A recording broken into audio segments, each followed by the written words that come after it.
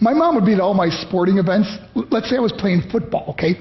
My mother would be on the sidelines, and if the play on the field started going one way, my mother would run along like, Mark, get him, get him. I'd be like, oh my gosh.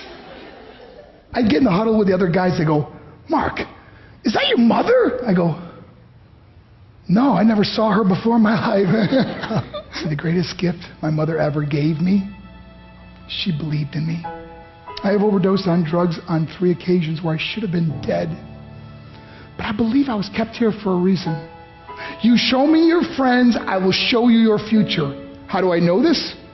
I hung out with losers, and I became the biggest loser of them all because I gave up everything I dreamt about as a little boy because of who I chose to surround myself with. My friends would drive me home at 2, 3, 4 in the morning.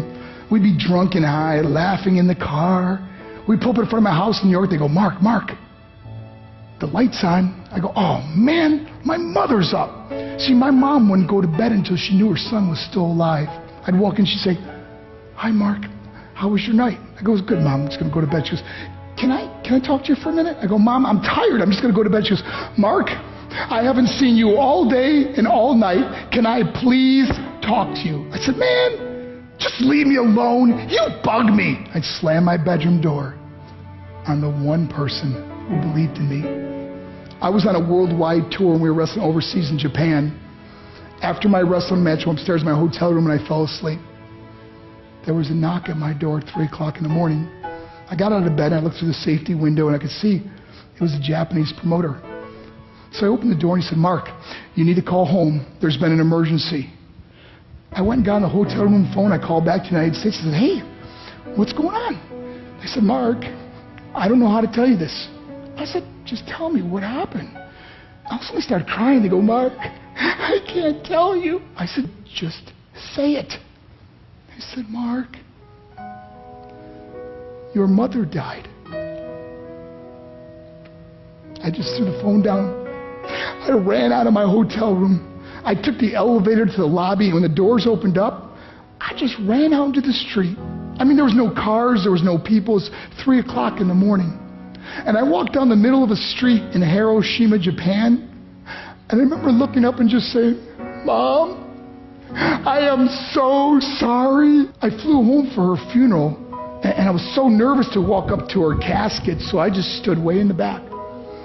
And I kept looking from a distance, and I kept thinking to myself, Mom, please wake up. Please get up. And then I finally got the nerve to walk up to her. And as I got closer, I could see my mom for the first time. I mean, she was so beautiful. She was dressed in white. I mean, she looked like an angel. And I just stood over her and I said, Mom, you are my hero. Everything I am, everything I hope to be was because of you. You loved me so much, you gave me a life. You're the only one that ever believed in me. How did I repay her? By getting drunk, by getting high, by getting stupid, by hanging out with losers? For what? All she ever wanted to do was talk to me. I wish I could talk to you now, Mom. I wish you could see what I'm doing. Why couldn't I have been a better son? We are defined by our choices. But if you surround yourself with people involved in drugs and alcohol and pills, it's a dead end. I'm not here to preach to you. I'm here to tell you I lived that life. It leads to broken hearts, broken relationships, broken dreams, and death. For what? To get high? If you have a mother or a father, when you go home, tell them how much you love them. See, my whole life was about being rich and famous. I had to be a millionaire. I had to win the race. I had to win the race at the expense of my marriage, my family, my friends. For what?